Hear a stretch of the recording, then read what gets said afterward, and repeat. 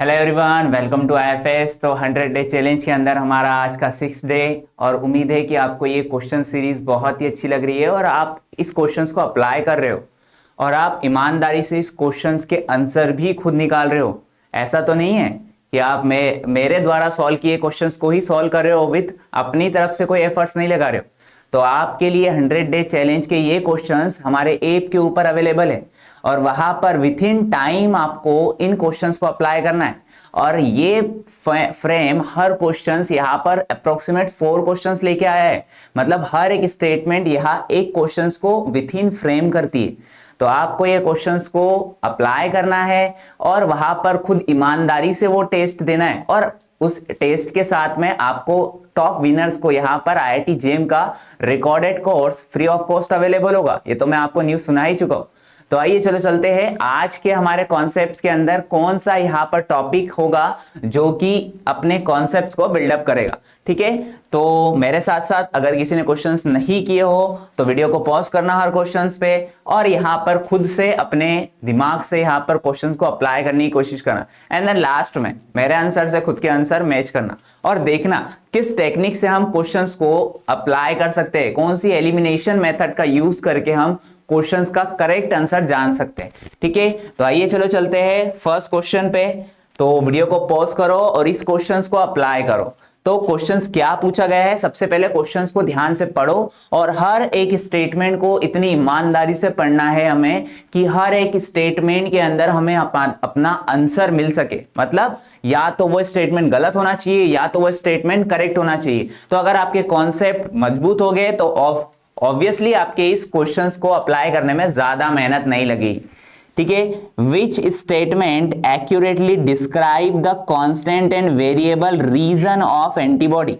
तो आपको मैं बता चुका हूं एक स्पेसिफिक एंटीबॉडी का किस तरीके से स्ट्रक्चर होता है। इनके पास में इस तरीके की मोनोवेलेंट एंटीबॉडी की बात करें तो मोनोवेलेंट के पास 2 बाइंडिंग साइट होती है, मतलब 2 पेराटॉप होते हैं, 2 सीडीआर रीजन होते हैं और ये स्पेसिफिक 2 एंटीजन से बाइंड करती है। ठीक है, और इनका वाला जो रीजन एंटीजन से बाइंड करता है उसको हम बोल देते हैं वेरिएबल रीजन। जो रीजन जो कि बोल सकते हैं इसका कॉन्स्टेंट रीजन होता है जो कि कॉम्प्लीमेंट पाथवे को एक्टिवेट करवाने वाला होता है। तो कांस्टेंट रीजन मतलब ऑल ओवर डिफरेंट एंटीबॉडी के अंदर ये कॉन्स्टेंटली पाया जाता है। बट हाँ, इसके कांस्टेंट रीजन बोल सकते हैं हम इनके हैवी चेन के बेसिस पर, हैवी चेन की बात कर रहा हूं, हैवी चेन के बेसिस पर अलग अलग एंटीबॉडी का क्लासिफिकेशन जरूर किया गया है। ठीक है, तो यहां हमें क्या बात करना है, वेरिएबल एंड कांस्टेंट रीजन के बेस पे कौन सा स्टेटमेंट करेक्ट होगा। तो मैं ऑब्वियसली आपको बता चुका हूं The constant region vary significantly among different antibody the same classes।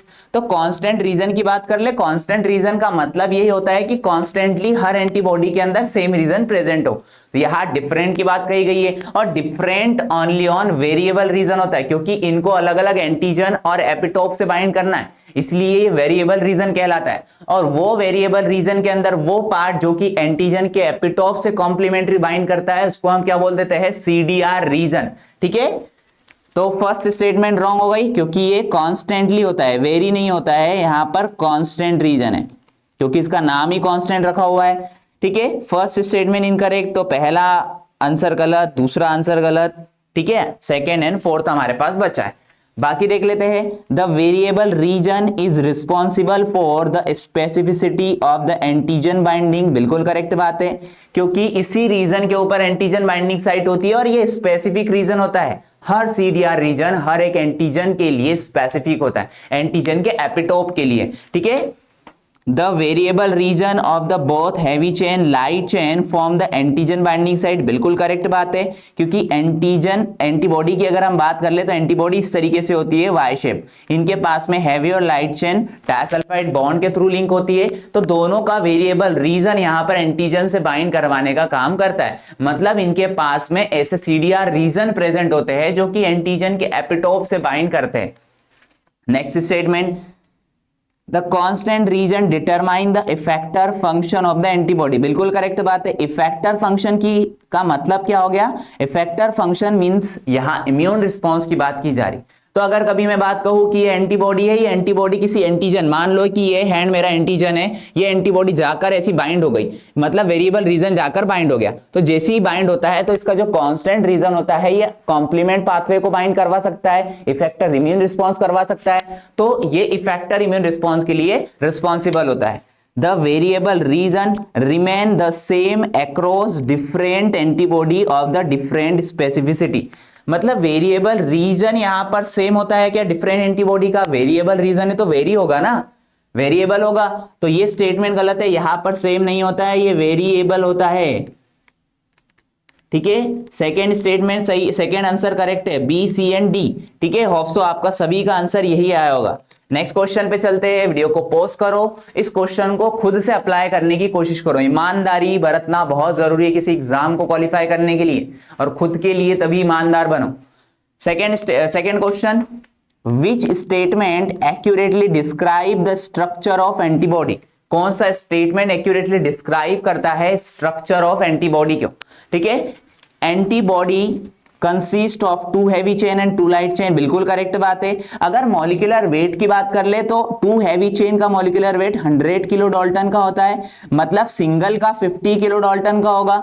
वही 2 लाइट चेन का की अगर बात करें 25 किलो डाल्टन की 2 लाइट चेन होती है। ठीक है, दोनों एक साथ कभी नहीं मिलती है क्योंकि ये हैवी चेन के साथ में डाइसल्फाइड बॉन्ड के साथ में जुड़ी होती है। ठीक है, next, each antibody have 2 antigen binding site, बिल्कुल करेक्ट बात है कि हाँ हर एक एंटीबॉडी के पास 2 एंटीजन बाइंडिंग साइट होती है, बट बाय चांस वो डिपेंड करता है कि उनका स्ट्रक्चर किससे बना हुआ है। जैसे कि अगर मैं आईजीएम एंटीबॉडी की बात करूं तो आईजीएम एंटीबॉडी मोनोवेलेंट ऐसे 5 यूनिट होती है, तो ये पेंटामेरिक होती है, और पेंटामेरिक नेचर की होने के कारण ये जे चेन और डाइसल्फाइड लिंक के थ्रू जुड़ी होती है, तो इनकी फ्लेक्सिबिलिटी कम हो जाती है जुड़ने के कारण। 5 एंटीबॉडी जुड़ती है आपस में तो फ्लेक्सिबिलिटी कम हो जाती, और इसकी फ्लेक्सिबिलिटी कम होने के कारण रहती इनके पास में 2 एंटीजन बाइंडिंग साइट है, बट ये बाइंड तो एक ही से कर पाते हैं क्योंकि ये फ्लेक्सिबल नेचर नहीं बता पाते कि इसका दूसरा रीजन भी ये एपिटोप तक के लेके जाए, इसलिए ये एक ही रीजन से बाइंड कर पाते। बट हाँ, ये स्टेटमेंट करेक्ट है कि रहती तो दोनों के पास में दोनों एंटीजन बाइंडिंग साइट है। The constant region of antibody determine its class, बिल्कुल सही बात है कि अलग अलग क्लास को डिटरमाइन करता है इसका कांस्टेंट रीजन, मतलब हैवी चेन। ठीक है, the variable region is responsible for binding to the antigen, ये बात बिल्कुल करेक्ट है क्योंकि वेरिएबल रीजन की अगर हम बात कर ले तो यहां पर ये भी बात कर सकते हैं हम अलग अलग क्लास को, बिकॉज क्योंकि हैवी चेन की बात करें, देखो कांस्टेंट रीजन की बात करें तो कांस्टेंट रीजन की अगर हम बात कर लेना तो मतलब हम हैवी चेन की बात कर रहे हैं, और हैवी चेन डिफरेंशिएट करती है। अगर हम इसका आंसर निकालना चाहें ना तो इसका आंसर क्या बनना चाहिए हमारे पास, A B and C statement तो करेक्ट ही है। ठीक है, बट मेरे हिसाब से यार डी अगर कभी सी की जगह पर होती तो और ज्यादा करेक्ट होती। क्यों ज्यादा करेक्ट होती? क्योंकि सी स्टेटमेंट को यहां पर कांस्टेंट रीजन के कहा गया, जबकि यहां पर हैवी चेन अगर कहते तो और ज्यादा स्टेटमेंट करेक्ट होती, बट हमारा आंसर यहां पर ए बी एंड सी और डी स्टेटमेंट भी करेक्ट है क्योंकि वेरिएबल रीजन रिस्पॉन्सिबल होता है binding to the antigen. Antibody are typically monovalent, हाँ एंटीबॉडी मोनोवेलेंट हो सकती है, हैविंग 1 बाइंडिंग साइट, बिल्कुल गलत बात है। मोनोवेलेंट एंटीबॉडी जैसे कि आईजीजी एंटीबॉडी मोनोवेलेंट होती है, और मोनोवेलेंट होने के साथ साथ इनके पास में ये 2 मतलब डाइमेरिक होती है कि इसके पास में बोल सकते 2 एंटीजन बाइंड कर सकते हैं। ठीक है, तो ये स्टेटमेंट इनकरेक्ट है, ई वाली, तो ई वाली स्टेटमेंट इनकरेक्ट, ई वाली स्टेटमेंट इनकरेक्ट, तो यहां पर ऑप्शन तो सेकंड भी हो सकता है पर ज्यादातर एक्यूरेट आंसर हमारे पास में A B and C and D होना चाहिए। ठीक है, नेक्स्ट क्वेश्चन, वीडियो को पॉज करो और इस क्वेश्चन को ईमानदारी से अप्लाई करो। Which statement accurately describe live attenuated vaccine? तो वैक्सीन से रिलेटेड क्वेश्चन अब स्टार्ट हो गए। ठीक है, जैसे कि मैंने बताया था आपको कि हमारे जो 6 डे चैलेंज होगा वो वैक्सीन के ऊपर होगा, तो वैक्सीन से रिलेटेड क्वेश्चंस किस तरीके से बन सकते हैं वो भी हम यहां पर देखते हैं। लाइव एट्यूनिएटेड वैक्सीन, यहां पर लाइव एट्यूनिएटेड, लाइव का मतलब होता है लाइव, ठीक है, जिसके अंदर जान हो। एट्यूनिएटेड का मतलब होता है आधा मरा हुआ, मतलब वीकेंड, वीक होना चाहिए। ठीक है, मतलब जिंदा होना चाहिए पर वीक होना चाहिए। वीक का मतलब इसके पास में पैथोजेनिसिटी नहीं होनी चाहिए कि पैथोजेनिसिटी डिसीज कॉज करने वाली होती है। ठीक है, वैक्सीन बिल्कुल सही बात है। तो live attenuated vaccine contain whole pathogen have been killed, killed नहीं होता है, यहां वीकेंड होता है, वीक होता है। ठीक है, तो ये स्टेटमेंट ए तो गलत हो गई, ए गलत, तो यहाँ फर्स्ट गलत, थर्ड गलत। They can be replicate with in the host, हाँ लाइव है तो रेप्लीकेट तो करेगा बट डिसीज कॉज नहीं करता है। And induce a strong immune response, बिल्कुल सही बात है, ये रेप्लीकेट जितना ज्यादा करेगा उतना ज्यादा इम्यून रिस्पॉन्स बढ़ेगा। ठीक है, ये बात बिल्कुल करेक्ट है, बी स्टेटमेंट करेक्ट है।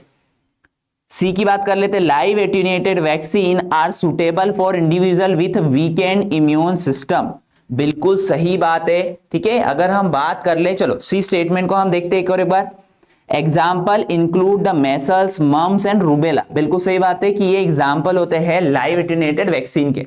तो अधिकतर हमारे पास ई स्टेटमेंट को देख लेते हैं, live attenuated vaccine require adjuvant to enhance their immunogenicity. तो हम अगर ये बोल सकते हैं कि एडजुवेंट की जरूरत ऐसा तो कहीं होता नहीं है, लाइव एट्यूनेटेड है तो अधिकतर ये खुद ही रिस्पॉन्सिबल होता है, बोल सकते हैं कि यहाँ पर ये खुद का अमाउंट बढ़ाते जाता है क्योंकि ये मल्टीप्लाई करता है ना, तो इसको किसी एडजुवेंट की जरूरत नहीं होती है।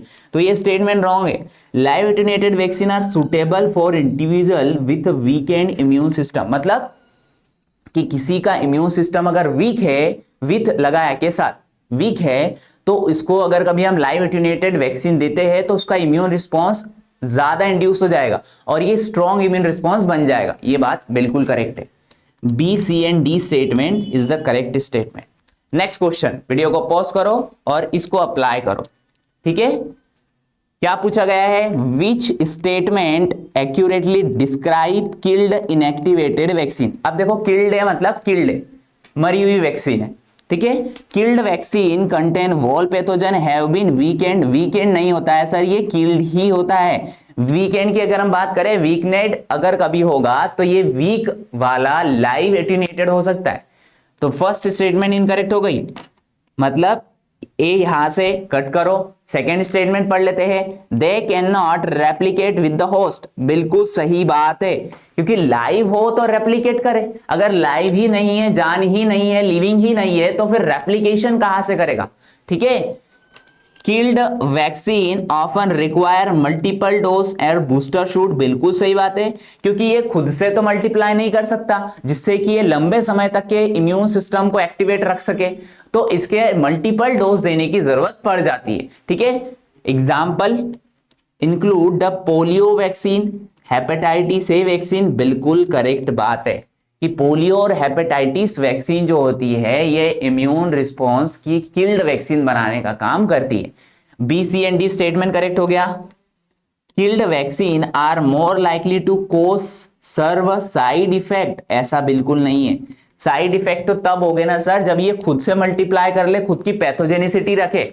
जब इनके पास पैथोजेनिसिटी नहीं है, इनके पास लिविंग नेचर ही नहीं है, तो फिर ये साइड इफेक्ट कैसे देंगे। ठीक है, तो ये स्टेटमेंट इनकरेक्ट है। B C and D second answer हमारा करेक्ट हो गया। नेक्स्ट क्वेश्चन, वीडियो को पॉज करो और इस क्वेश्चन को अप्लाई करो।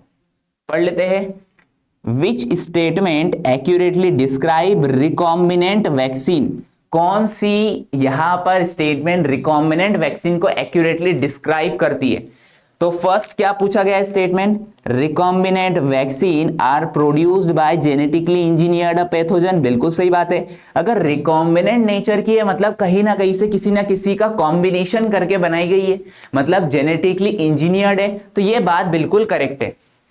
Second, they contain specific protein और एंटीजन फॉर द पैथोजन, बिल्कुल सही बात है कि हाँ ये किसी दूसरा पैथोजन है, इसको हमें अंदर डालना है और ये किसी स्पेसिफिक डिसीज के अगेंस्ट अगर हम एंटीबॉडी बनाना चाहते हैं तो उसका स्पेसिफिक प्रोटीन लेके इसके साथ कॉम्बिनेशन करेंगे, तो ये बन गई रिकॉम्बिनेंट मतलब हाइब्रिड टाइप की, और फिर इसको हम एंटीबॉडी जनरेशन के लिए किसी बॉडी के अंदर भेजेंगे।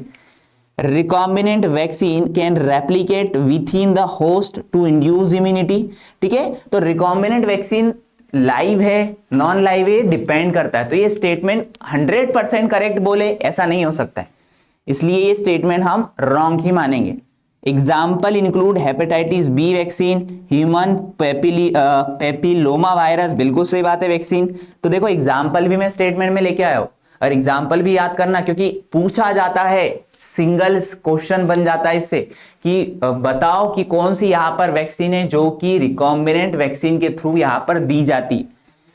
Recombinant vaccine do not require refrigerator for the storage. अगर किसी वैक्सीन की बात करें सर, इनको रेफ्रिजरेटर की जरूर होती है, बोल सकते स्टेबिलिटी के लिए। तो ऐसा बिल्कुल कहीं नहीं लिखा होता है। A B and D statement correct है, first answer correct.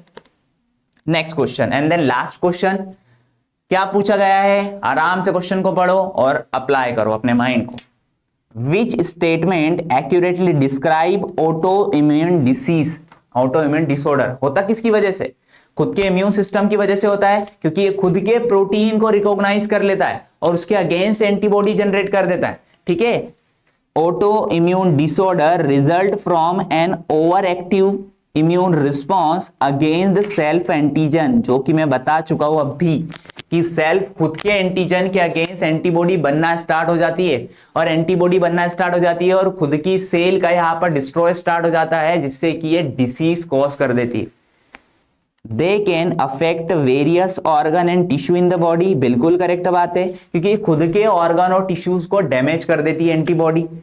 Auto immune disorder are cause by pathogenic micro organism, नहीं, माइक्रो ऑर्गेनिज्म और पैथोजेनिक माइक्रो ऑर्गेनिज्म के जरिए नहीं होता है, ये खुद के सेल्फ एंटीजन की वजह से होता है, सेल्फ एंटीजन रिकॉग्निशन के कारण होता है।